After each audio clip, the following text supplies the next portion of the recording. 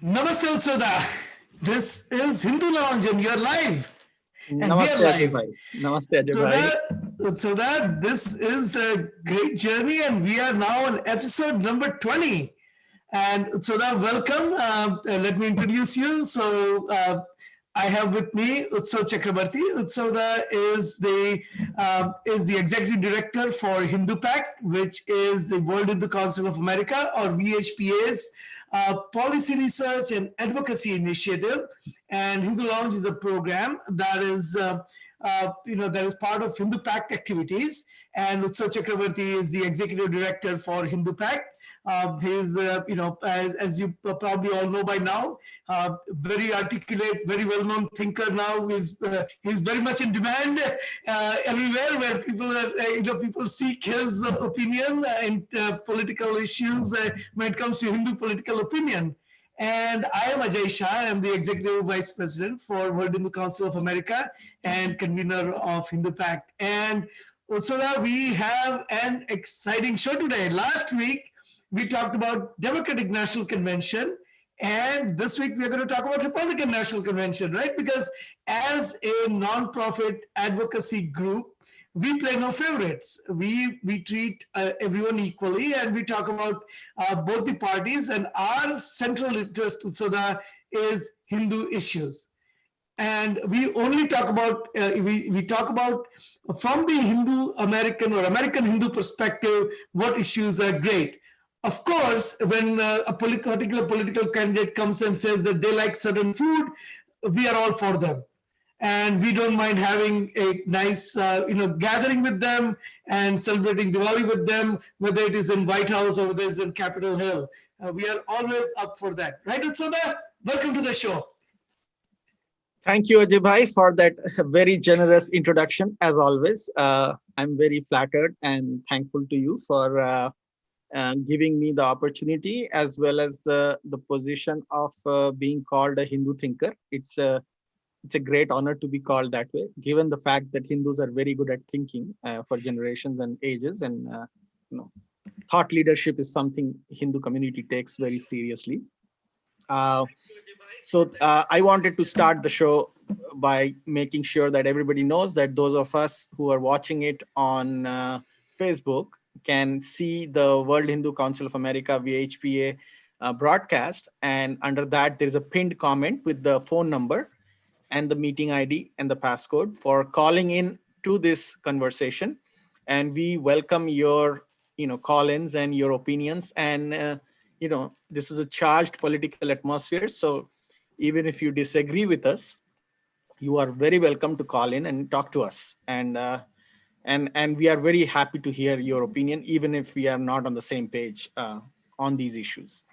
So that we want people who are not on the same page to call in, right? I mean, we last week it generated quite a bit of discussion on Twitter, and we like that. I think it's good to have conversation and good to have disagreements, right? Oh, I very much like disagreements, because disagreements are where disagreement also has the word agreement inside that word. So somewhere we can start having that conversation. So absolutely. Very much. So that was very clever. I think that's why we nominated you to be the thinker of the week, because you said disagreement as agreement in there. So I know that actually qualifies you to be the thinker of the week. Maybe a new designation like we have. Towards the end of the show, we always have two segments that we do every week. One is the Hindu Seva Act of the week, and we do a Hindu phobe of the week. And now we'll have Hindu thinker of the week. And for the first one, I kind of nominate Utsada. So so we already have a caller. I'm going to put that caller in the waiting room, and I'm going to welcome. I think we're just going to introduce the topic. So please do stay online. And as soon as we introduce the topic and give our introductory remarks on the topic, we'll get you in, and we will hear your opinion. So let me introduce the topic again today. So today's topic is Republican National Convention, and we are even-handed, and we saw the Democratic National Convention. We gave a lot of comments, and we saw the Republican National Convention, right? And we have a lot of comments here too. So let me start with this, okay? So there was certainly a one thing that preceded the Republican National Convention, and that was the ad that came out. And obviously I'm not going to show the whole ad. We are not going to give publicity to a campaign by showing the whole ad. But as part of the editorial comment, we need to show the ad, and we have to see what the Trump campaign said about Hindus. So what is the Trump campaign approach? So if you don't know, Biden campaign approach to Hindu vote is to have Kamala Harris go out and talk about masala dosas, and Biden talk about samosas, and they picked up a few people who have Hindu sounding name, and they came on and they said how great Biden has been to them. And Trump campaign has a slightly different approach. So that I'm going to share my screen, and I'm going to just show a glimpse of it, and I'm going to take your opinion. Okay, so here is the screen that I'm going to share, and with the computer sound, and please let me know. So this is the official campaign ad from Trump campaign. Okay, so tell me what you think.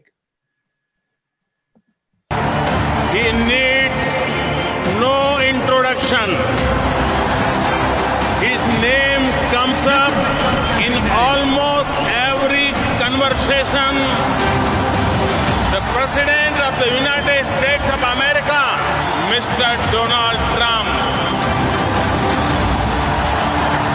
Mr. President, you had introduced me to your family in 2017, and today I have the honor to introduce you to my family.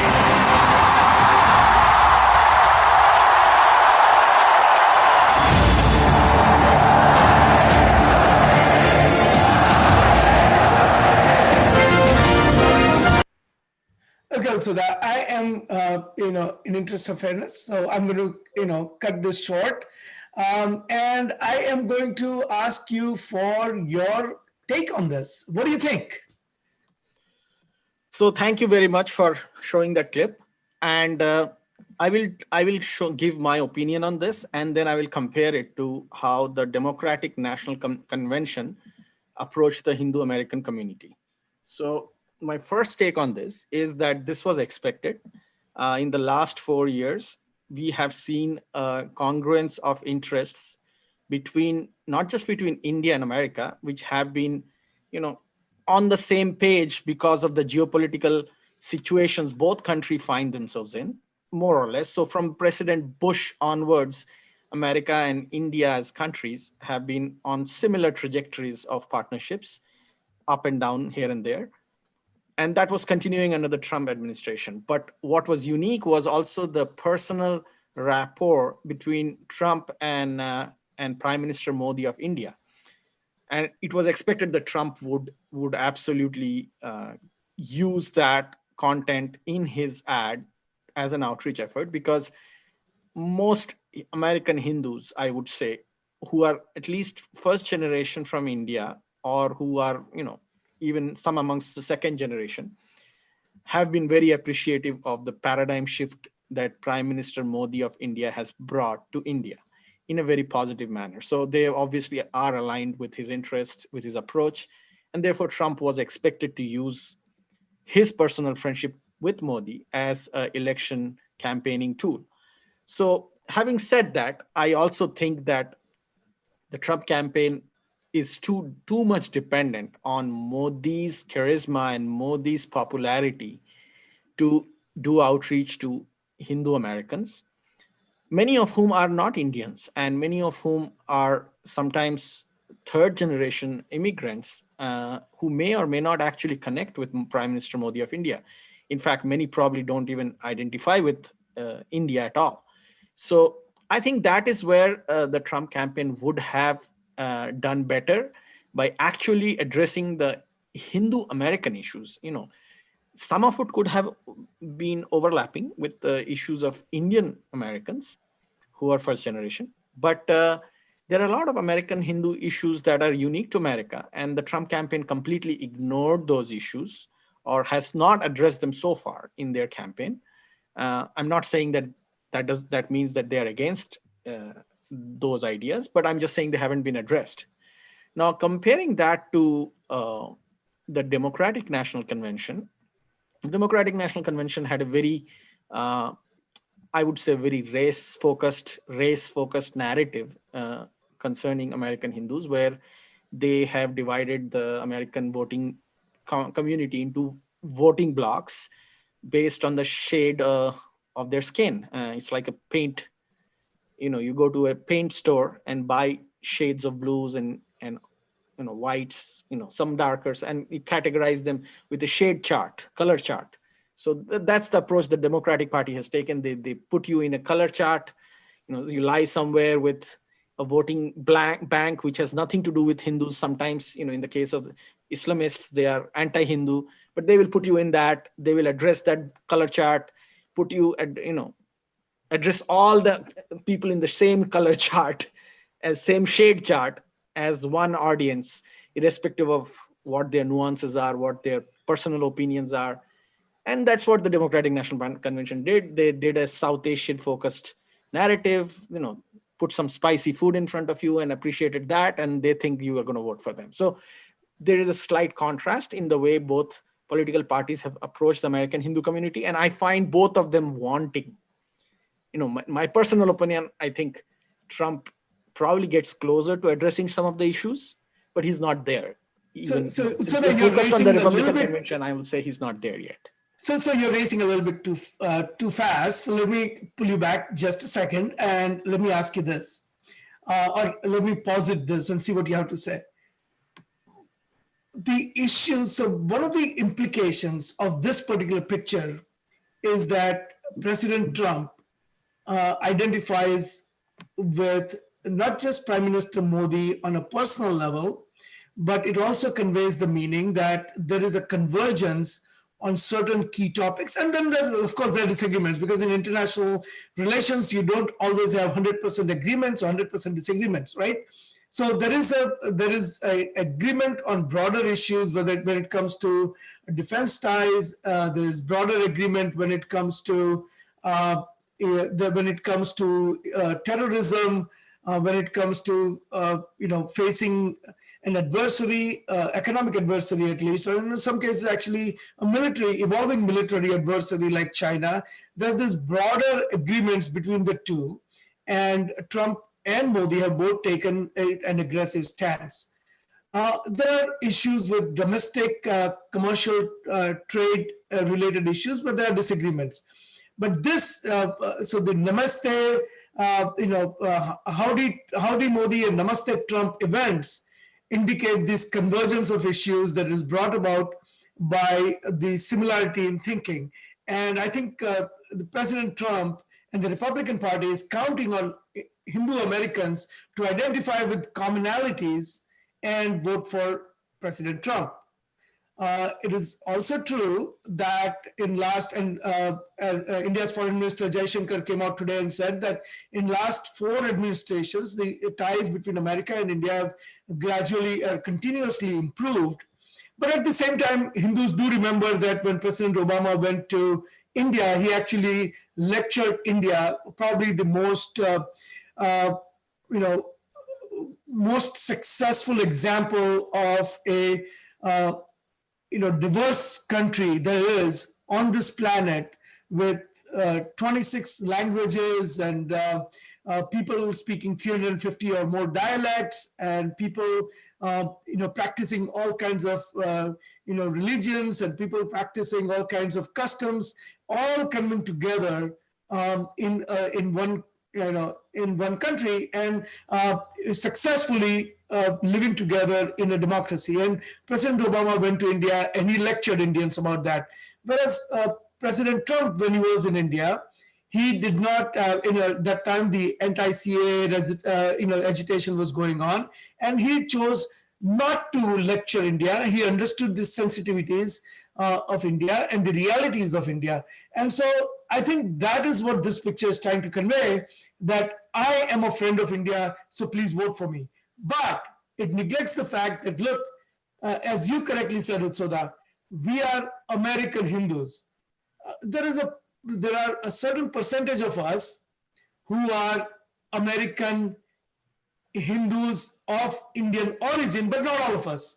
And there are issues, whether it is the bullying of Hindu kids in the school, or whether it's attack on the mandirs, or whether it is the help that is needed for small businesses, and the Hindu phobia that drives the killings at 7-Eleven, or drives the shooting of a Hindu in a bar. These issues where a president and his Justice Department has direct impact, these are issues that are important to American Hindus, and uh, President Trump has to address these issues as well. So that I absolutely uh, agree with you that this is a little bit more than just that, and we will actually come to these specific issues, but we also know that this election is just getting, usually the real election season starts after Labor Day, and we're just getting into high gear, and Trump campaign has already created 4 committees now to address the Hindu Americans or American Hindus and Indian Americans and all the others related identities. So let's see how it evolves. We do have a caller. I can't tell the name. It's from area code 925. So let me admit this caller, and please tell us your name and what your opinion is. And please note that we are just starting out, so a lot of things you may want to say we will be covering soon. But please welcome, and you are now live on HinduLounge with Utsav Chakrabarti and Ajay Shah, and welcome to HinduLounge. I'm addressing the caller who is from 925 area code. Please join.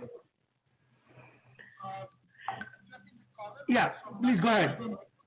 I can hear Namaste. Namaste. Namaste. Can you hear me? Yes, we can. Please go ahead and identify your name, identify yourself, and join the conversation. Lavanya Sundaram. Okay, welcome. Lavanya ji, welcome. Thank you very much. Can you please turn off the volume because there's a feedback, an echo in the sounds. Okay, if you can just turn your volume down, we can hear each other. Can you hear me now? Yes, I can. Please go ahead. How many people are on this call now? Right now, you're the only one. Please go ahead. Okay, it is very important. You are a non-profit organization. It is very important that you do not support either party. Correct? That is correct. However, when we heard you last time, you were completely supporting Biden and Kamala. That is how it came across to the viewer. Utsudha, you want to address that? Well, thank you, Lavanya ji, for calling, and thank you for your opinion. Our intention and objectives are not to support any political party, and my wife is a Democrat, and she heard the show, and her opinion was that we were completely trashing Biden and Harris ticket, and we were very anti-Democrat. So I appreciate your opinion, and I think that helps us understand at least there is somebody who thought we were pro-Democrat. And I hope that if there will be enough people on both sides who would say that we are being more generous to one of the sides, I think we would be doing our job fairly, because our goal is to educate people on American Hindu issues and issues that affect the future of Hindus in America from both political parties. And there could be times when people who are on one side of the political spectrum may find us saying things or analyzing things in a manner where we may sound a little bit more generous towards one side because they are on the other end of the spectrum, and vice versa, where somebody from the Democratic side may feel we are less generous towards the Democratic Party and we are pro-Trump or pro-Republican because we are appreciating something about the Trump campaign. But let me assure you, our goal here is the future of Hindus in America, which is a very large, growing, thriving community, and which also faces real threats, and which also has a lot of fault lines like any diverse community. And our goal is to make sure that the fault lines are not dangerous and the threats are not cataclysmic, and our future is secure and thriving in this country, not for just us and Ajay Bhai and other people who are immigrants from India, but also people who are from other parts of the world who are Hindus and people who are born here as Hindus. So if we sound in one side more in one show and then another show, or it's not our intention. That's I wanted to clarify it for you as well as for the rest of the audiences that hear us. Yeah. That is Do very you have good. do you have any specific issues for the election that you'd like to bring up? Because I think, Utsoda already addressed the perception issues quite well. I'd like to know if there are specific issues that you think are important for Hindu community in America that we should hold both the candidates accountable for. Several. So first I will start with what is Hindu. You have to do, in the Sanatana Dharma culture, we always focus on Dharma and Adharma. What, who, and when is Dharma upheld? That is what we have to side with. And I will not tell on your show who to side with. Everybody who listens to your show needs to make up their mind whether someone is dharmic or adharmic. Right now, in the election, for everyone, not just you, every single person needs to think for themselves. What is Hindu? What means it to be Hindu? And you have to pick which side is more dharmic. If somebody is supporting rioting, if somebody is giving pallets of money to a country to do some adharmic thing, if somebody is supporting communism and Marxism, is it dharmic? One has to make up their mind by themselves. So you, as a non-profit, have to bring all of these issues out. You're a Hindu voice. And when you say Hindu voice, you have to think of adharma and dharma. Getting illegal people inside, is that dharmic? To who is it dharmic? What is a country? Are borders not valid? People like us have come illegally from wherever we have come. We are all Hindus from wherever, and we are now in US. And we need to determine what is dharmic for every condition, every situation. And if your balance of dharmic versus adharmic favors one candidate over the other, you choose the candidate with more dharmic. Period. It's simple. But not many people do this. There can be multiple opinions on that also, right? Some people may say that, look, I mean, there are people coming who are, who don't have anything. They are, they don't have means to eat food. They have no place to live. They are persecuted in their own countries. And, absolutely, that is fine. Giving them shelter. Oh, please, let me just finish. So please, giving them shelter, giving them a place to live, making their home for their families is a dharmic thing to do, because that's compassionate. And after all, seva paramo dharma, right? So again, I'm not saying right or wrong. I'm just saying that for a particular issue, reasonable people can look at it from multiple angles. And as Hindus, we allow people with different views to actually, come and express their opinion, and then eventually make up their own minds. We are not here to make Republicans vote Democrat or Democrat vote Republicans. We are just here to present the issues from Hindu perspective, and there can be sometimes multiple perspective, and let people choose who they want to vote for. That is right. You can also look at it the other way. If you're taking in the people illegally, legally is fine. You can always let people legally. If they are having hard time in their country, they come in legally and ask for asylum. It is given. It's a known fact. It is given. People have come like that for asylum seeking from every country in the world to America. What about the illegal ones? Let us say a boatload of people come from country X to here illegally. You can also argue, is it dharmic to let the people who have come illegally, or all the whole country that wants to come but has not made the move? So if you think of the dharmic in every little step of the way, you will come to the correct conclusion. Just because somebody has come illegally here and they're saying, hey, we are being persecuted in another country, in our own country, Do you want to solve the situation in their country dharmically? Or do you want to just say, oh, 10 people come in, 100 people come in illegally because you made it all the way in a boat? What is legal? People are dying, paying money to all these terrorists and people who bring them boatloads of people across the ocean. Is that right? You pay money, you get mourned, you get raped. Thank you for making that point. I mean, we will do a separate show dedicated to immigration. Today is not that show, but is there any final point you would like to make about the Republican National Convention and not immigration? So because we need to move on, but if you have a specific point that you want to make about the Republican National Convention, please go ahead and make that point. Thank you very much, Ajayji.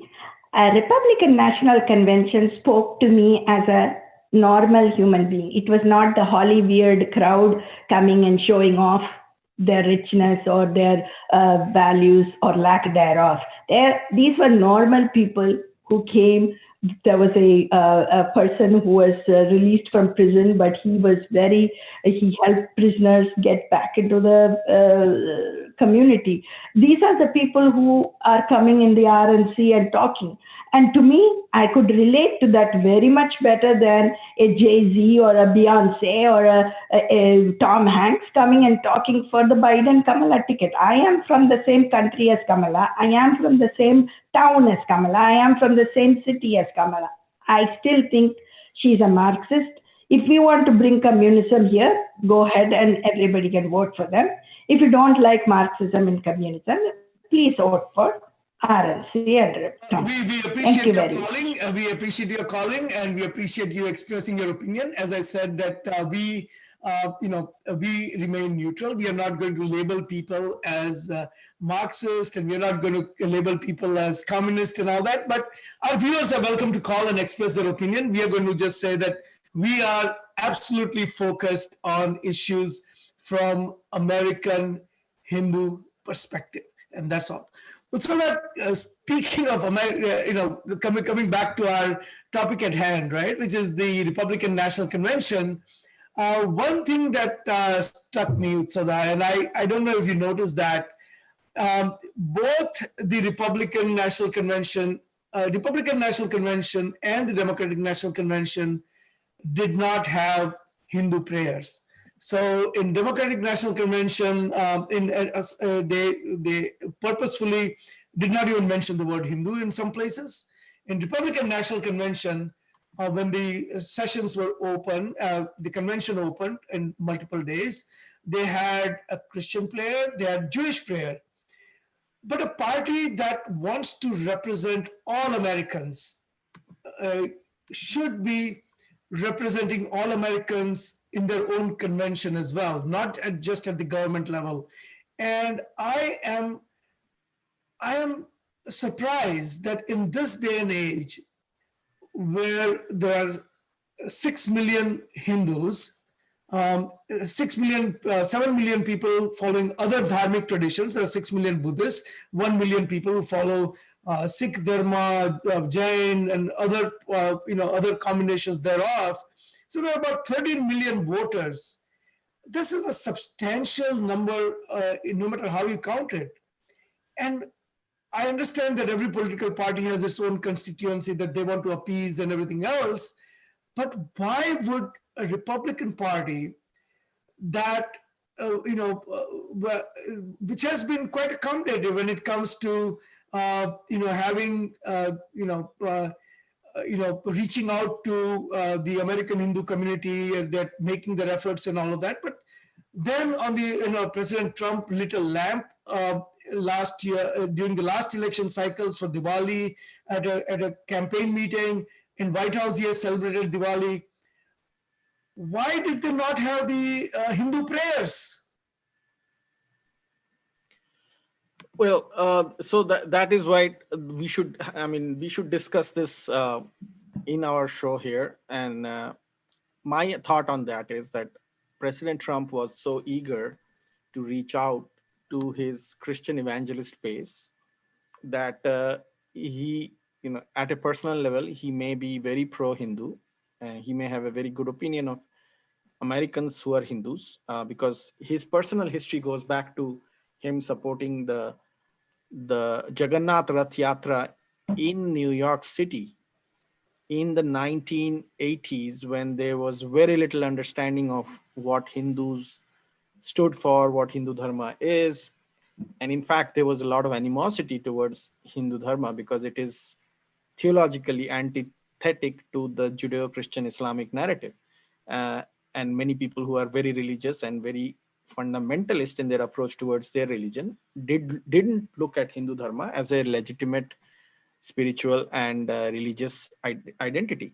So in those days in the 80s, President Trump, now who is president, was supportive of the American Hindu community. But at the same time, I think at the Republican National Convention, both President Trump and his party has been very aware of the vote bank, which is the Christian evangelist population. And they are also very, very afraid to antagonize them. So as we saw, there was no Hindu or any other dharmic community, Buddhist or Sikh or any other members of the dharmic communities represented there in the prayers. And that is something that we need to call out. And that's something that people need to address in these situations. Yeah, because not only was there no Hindu prayers, but actually there's one thing that was, at least to me, uh, you know, somewhat offensive, because there's this, there was a preacher, an American pastor, who went to India to convert Hindus.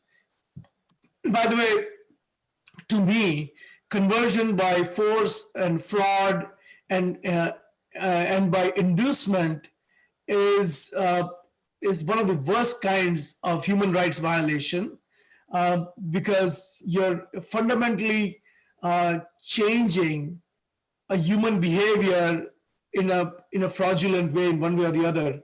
And this pastor goes to India with undeclared currency, which is breaking the law. Even in America, I mean, if you bring more than $10,000 and you don't declare it at the custom when you enter, that is breaking the law. This pastor goes with with $40,000 of undeclared money. He's detained in India, is arrested, and eventually, because of some relationship between President Trump and Prime Minister Modi, and because of the bilateral relationship, he's eventually let go. And President Trump brought this up at the convention, right? Let me share the screen with you and our viewers, and then get your comments on it. What did you think about it? Well, this is a very good example of how the American Hindu community needs to look at it in full perspective. The issue of both the parties doing outreach to Hindu Americans. Trump was very clear in terms of highlighting the fact that he was able to release, through his personal relationship with the government of India and led by Prime Minister Modi, he could get the release of a Christian pastor who obviously was in India illegally with $40,000 trying to convert people to Christianity, through inducement.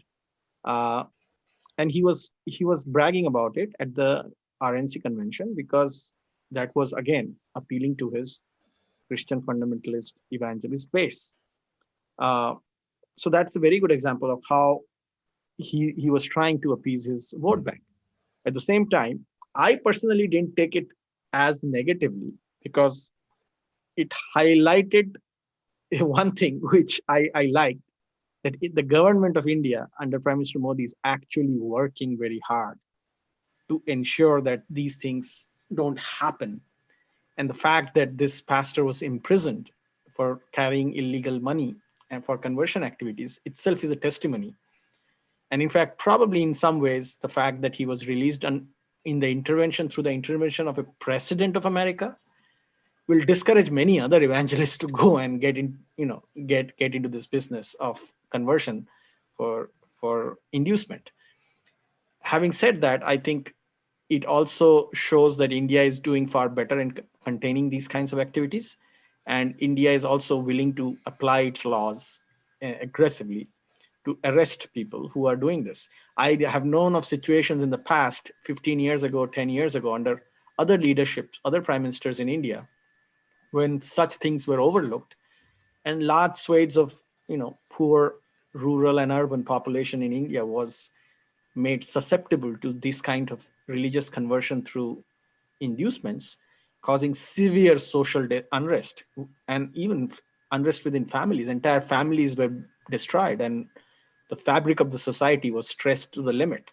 So I think it isn't a bad thing that this became a huge news. At the same time, it also shows that there is a little love lost for American Hindus, even if President Trump means well for the American Hindu community. The politics of it. So that look at the screen where I'm sharing this slide, right? The Democrats, the people who are on the Democratic side of the house, didn't lose this opportunity to kind of reach out to American Hindus.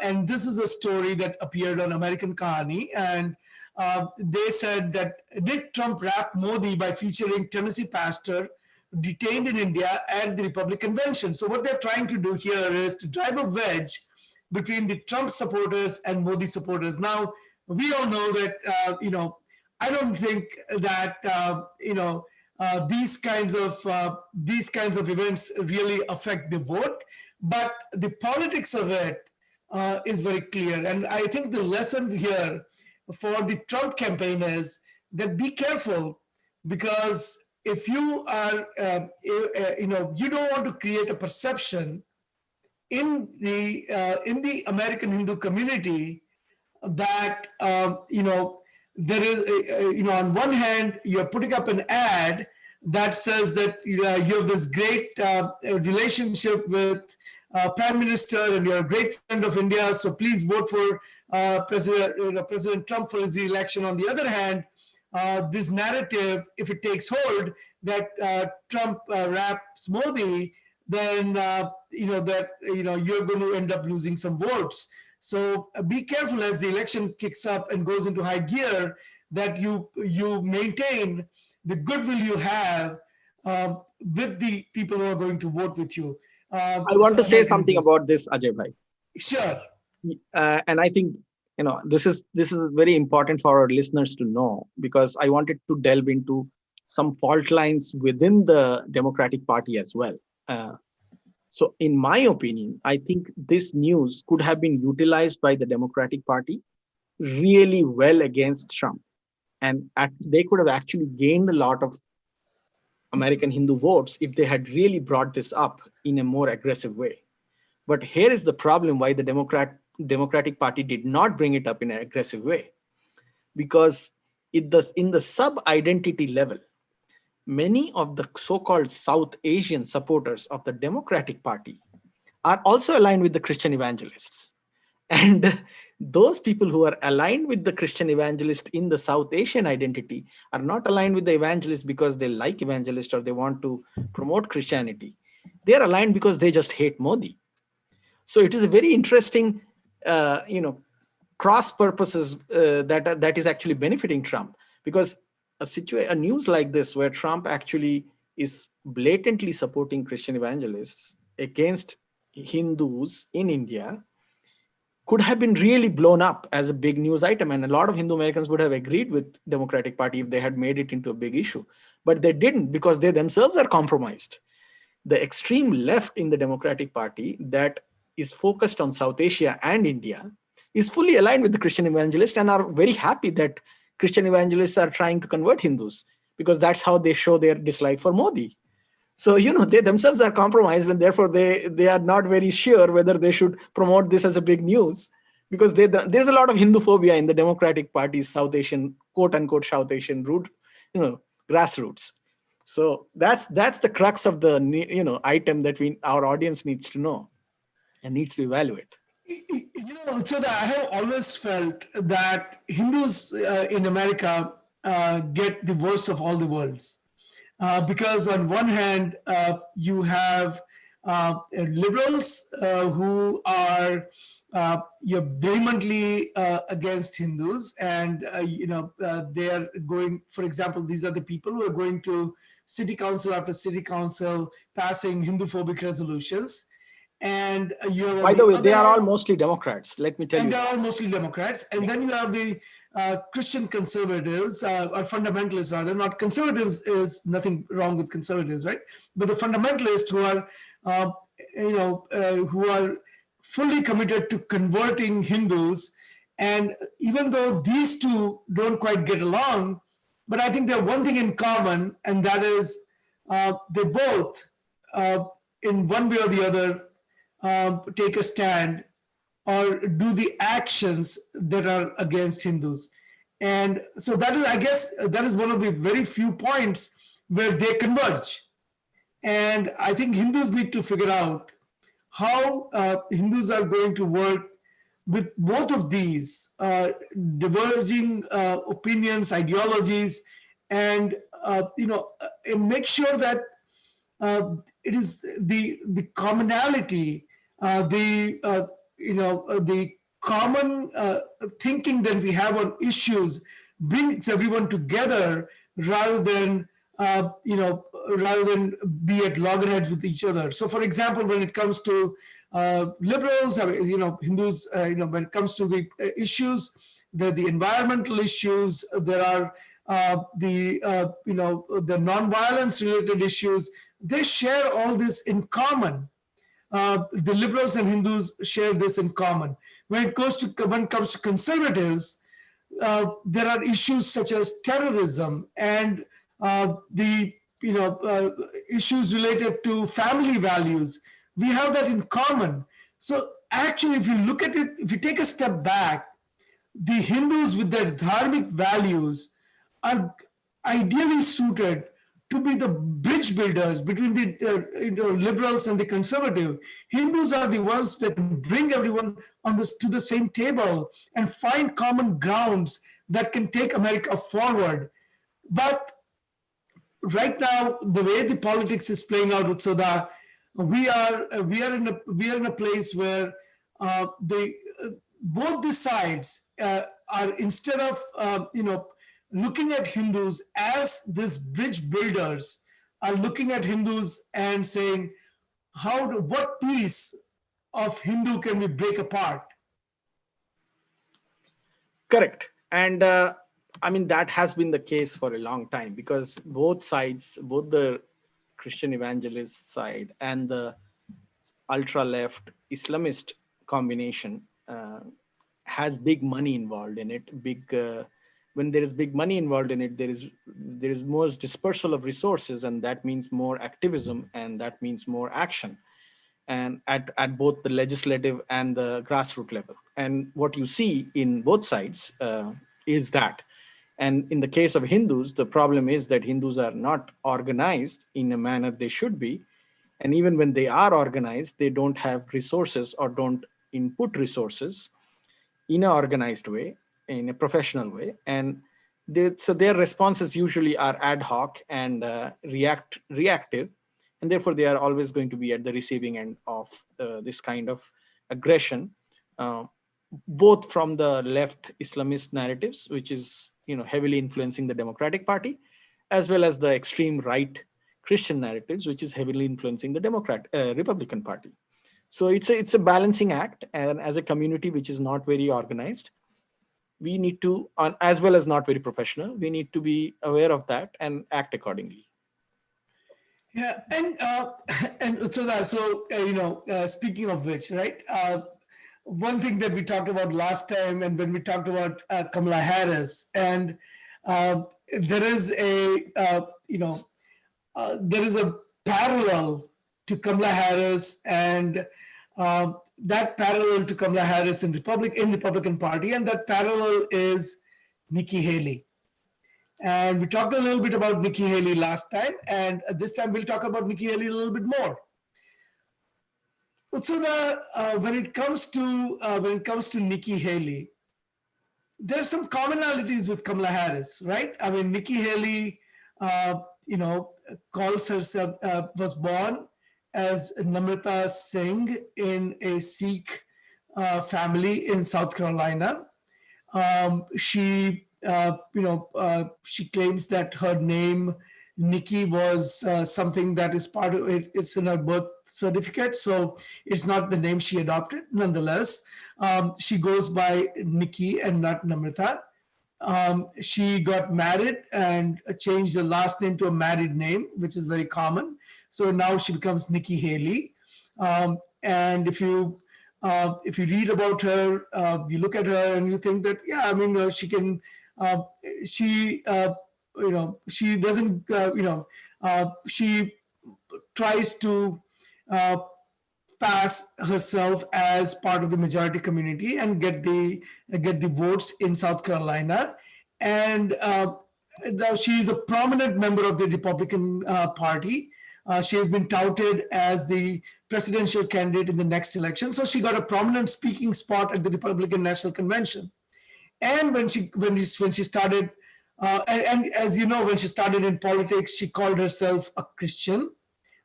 She disowned her, in many ways, her Sikh roots, her dharmic roots. So she goes by Nikki Haley. She registered in the first election when she signed up as a voter. She registered as a white and not as an American Indian. But when it suits her, she, she calls herself as a Sikh, and she says her father wore a turban and her mother wore a sari. So this is, so please vote for me, because all Indians and all Sikhs and all Hindus, I'm coming from your tradition, please vote for me. Now, unlike Kamala Harris, Nikki Haley has not completely shied away from her Indian roots or her dharmic roots. I have read many articles where she has said that she still goes to Gurudwara, and when she went to India a few years ago, she was very prominently displaying her Indian roots and all of that. So not quite as disowning as Kamala Harris, but disowning nonetheless, and not as bad, I would say, as Bobby Jindal, who said that, well, his skin color is just, he's just more tanned. He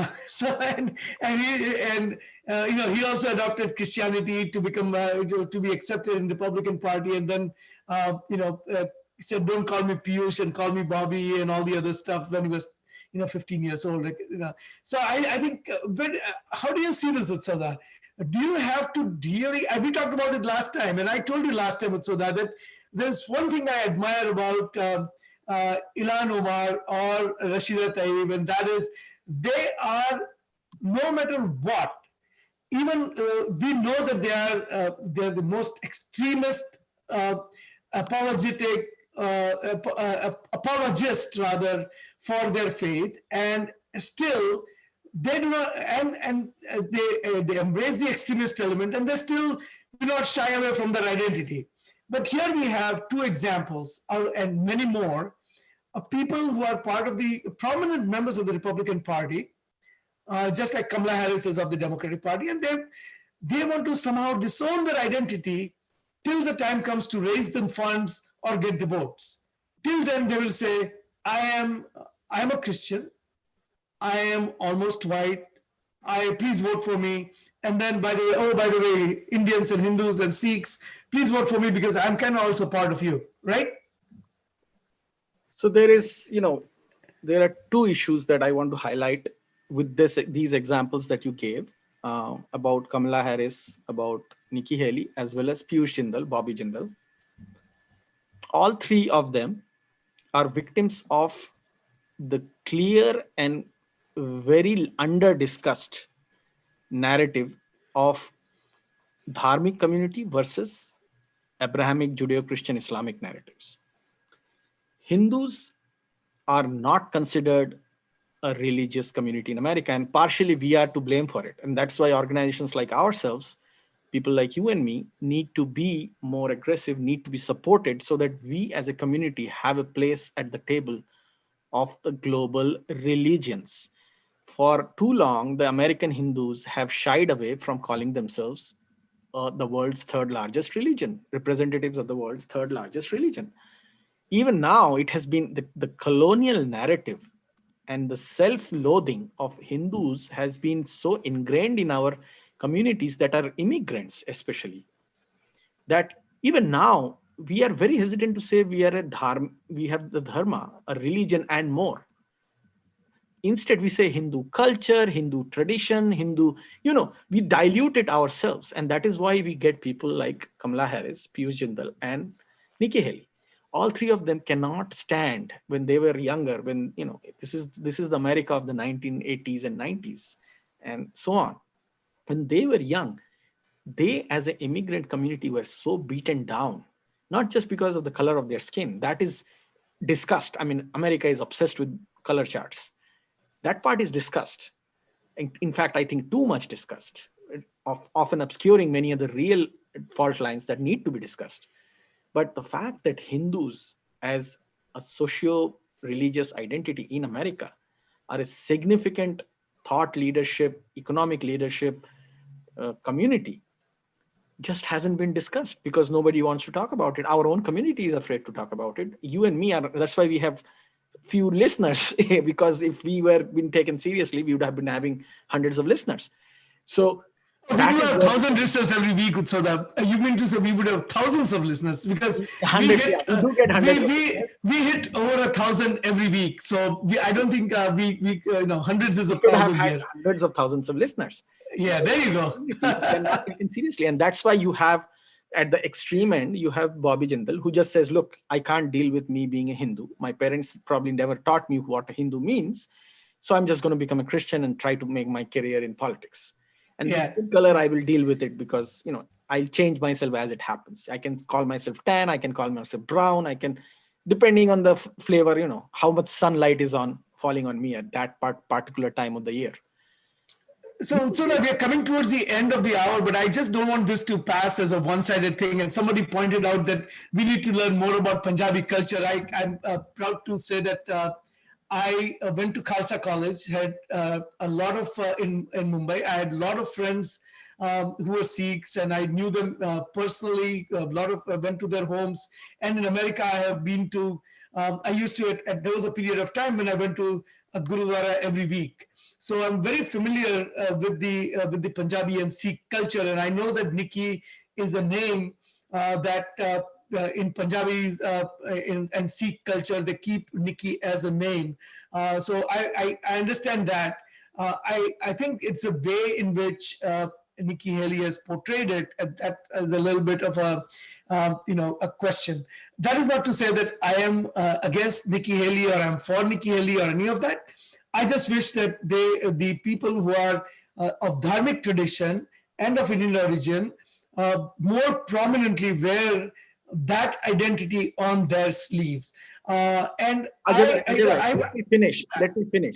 Yeah. I wanted to give another minute of this conversation. Sure. And carry on. So my point was that contrasting that with this kind of identity crisis and identity dilution on the Hindu front to somebody who is not of Indian origin but was a Hindu, and you know who I'm talking about, from the Democratic Party. So this was something that we need to really, really look at, because Tulsi Gabbard, as a congresswoman, never shied away from calling herself Hindu. She paid a huge price for it. But I want the community to compare, and this is not about Republicans and Democrats, to compare Tulsi Gabbard's identity and how she promoted herself in politics to those of Piyush Jindal, Kamala Harris, and Nikki Haley. Nikki Haley being probably the least worrisome in this whole all trio, but that is something we need to really contrast as a community and look at, and then you carry on, please. And no, I just want to say that so that a lot of times we bring up these issues just to be provocative and trigger a discussion, right? I actually do identify a little bit with this article, and I want to, and this is by Tunku Vardarajan in Wall Street Journal, and he writes the article he has written is called "The Smearing of Nikki Haley," and that makes exactly the same point that Utsavda you made, and I agree with this article. I agree with what you said that in many ways, and this is what I said earlier was to provoke a discussion. I still stand by that these conservative Indian politicians should hold on to their identity a lot more than they do. But I actually 100% agree that the liberal Indian Americans are really out to smear Nikki Haley, and I'm not for that either. I think we need to we need to criticize where it is fair, and we need to support where it is fair. But the smearing of Nikki Haley, at the same time embracing Kamala Harris, is not fair, is not right, and I think you should apply equal treatment to both. And if I were to be applying equal treatment to both, so that I would say that Nikki Haley has actually embraced the Indian identity more than Kamala Harris has ever embraced her Indian identity. Okay. Yeah, but the problem remains that both gave up their Hindu identity. Exactly. And I was just going to say, the bigger problem is not the Indian identity. The bigger problem is that they both call themselves Christian.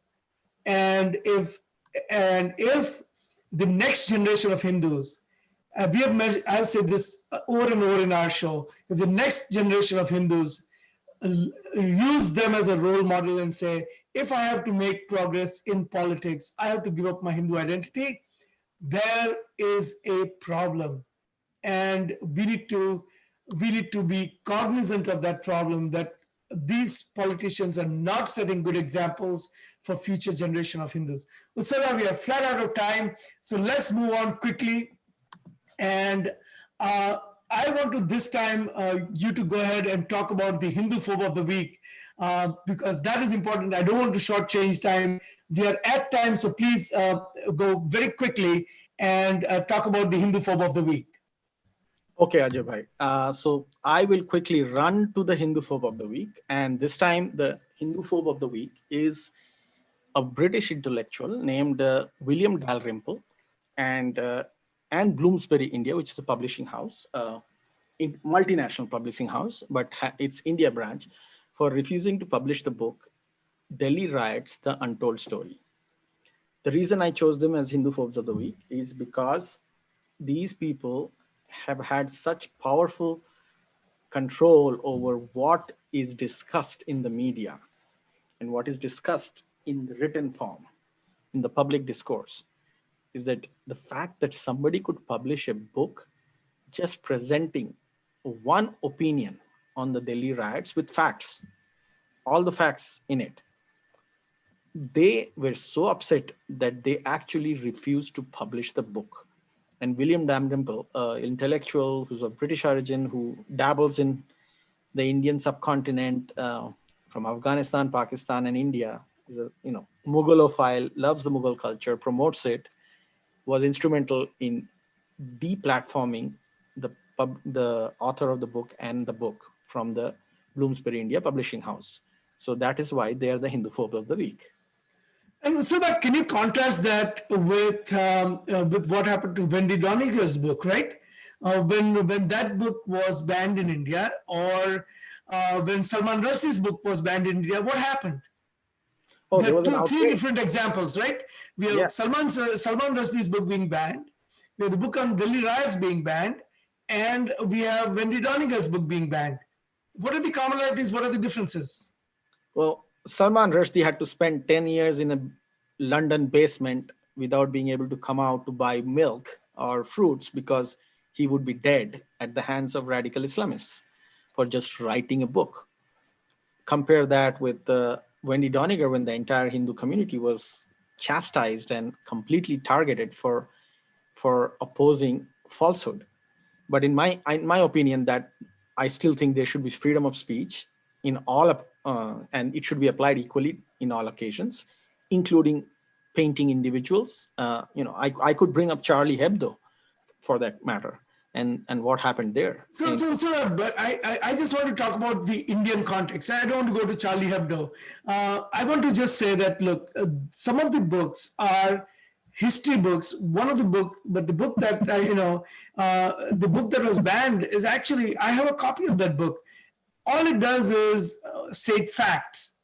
And for in Indian context, to ban a book, which is basically FIRs, or first information reports, and pictures of actual riots that took place, and to ban that book, and ban the book at the behest of the people who actually were trying to sell freedom of speech for a book that denigrated Hindu Dharma, are two quite different things. I mean, I can, so if you take Salman Rushdie's book, right, and you said that was banned because it denigrated Islam, let's just say, assume that for a second.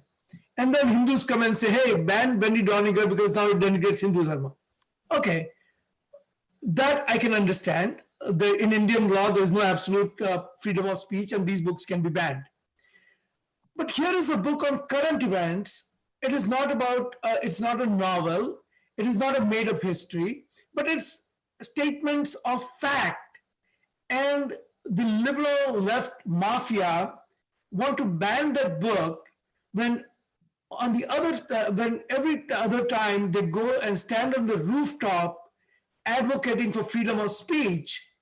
That to me is a travesty. How can you at one end be talking about freedom of speech, and the other hand go to a publishing house, use your newfound cancer culture driven by social media, and get a book based on fact banned?